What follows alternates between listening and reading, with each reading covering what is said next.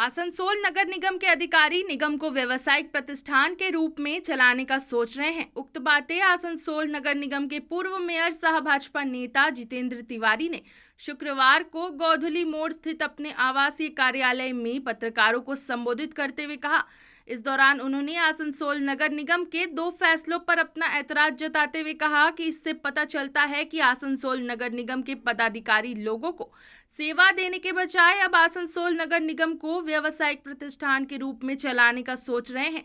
जितेंद्र तिवारी ने कहा कि जब वह मेयर थे तब मां घाघर बूढ़ी मंदिर परिसर में एक मैरिज हॉल का निर्माण किया गया था। इस मैरिज हॉल को बनाने का मकसद था कि जो भी आर्थिक रूप से कमजोर लोग हैं और जो लोग मां घाघर बूढ़ी मंदिर में शादी ब्याह करवाते हैं उनको सिर्फ 500 रुपए में यह मैरिज हॉल उपलब्ध कराया जाए। लेकिन अभी सुनने में आ रहा है कि आसनसोल नगर निगम द्वारा उसे एक निजी व्यक्ति को दिया गया है जो उस मैरिज हॉल के एवज में 20 से 25 हजार रुपए किराए के तौर पर लेगा। उन्होंने कहा कि अगर किसी में यह आर्थिक क्षमता है कि वह 25 हजार रुपये देकर मैरिज हॉल बुक करेगा तो वह अपने संतान की शादी में मंदिर में क्यों करेगा, वह किसी बड़े मैरिज हॉल में अपने संतान की शादी कराएगा।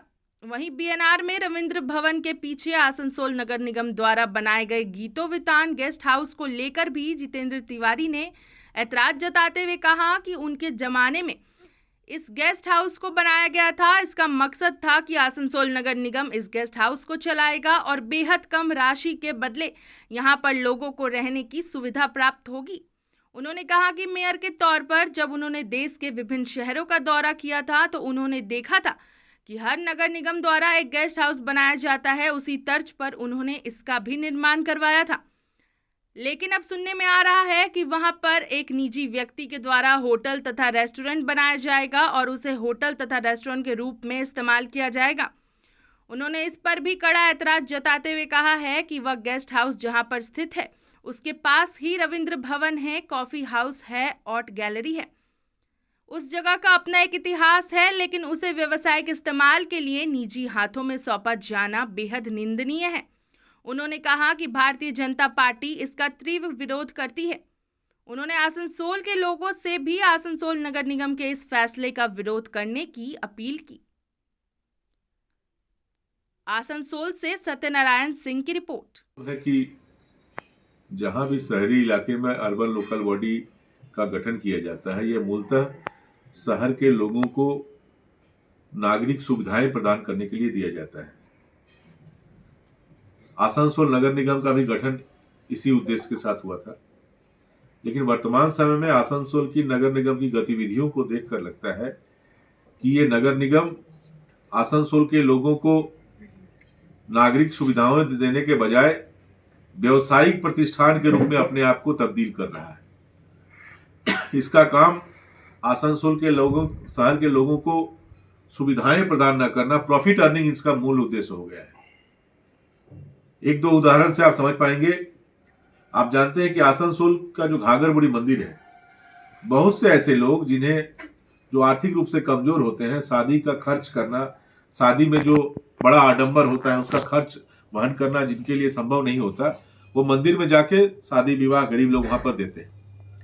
और उन गरीब लोगों को सहायता करने के लिए ही जब मैं मेयर था उसी समय हमने बनाया था, वहां पर एक मैरिज हॉल बनाया था और ये निर्णय लिया गया था कि 500 रुपया में, जिससे कि साफ सफाई हो सके, गरीब लोगों को वो मैरिज हॉल दिया जाएगा। लेकिन अभी वो एक व्यवसायी प्रतिष्ठान को दे दिया गया और वो 20,000, 25,000, 30,000 रुपया लोगों से ले रहा है। एक मैरिज हॉल में जिसको 25,000, 30,000 रुपया देने की क्षमता रहेगी, वो घाघर बुढ़ी नहीं जाएगा, वो तो बड़े बैंकेट हॉल में जाके अपने बेटे बेटी की शादी कर लेगा। तो ये क्यों?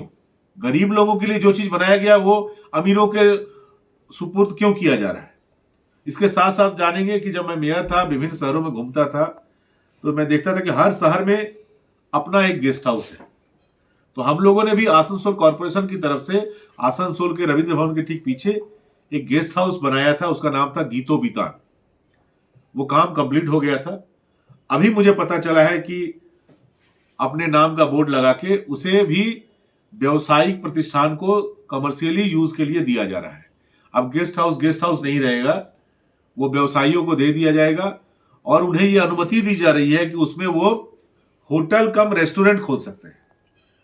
जिनको होटल में जाने का शौक है कॉरपोरेशन के लोगों को, जिनको रेस्टोरेंट में खाने का शौक है, उनके लिए आसनसोल में बहुत अच्छे अच्छे होटल और रेस्टोरेंट हैं।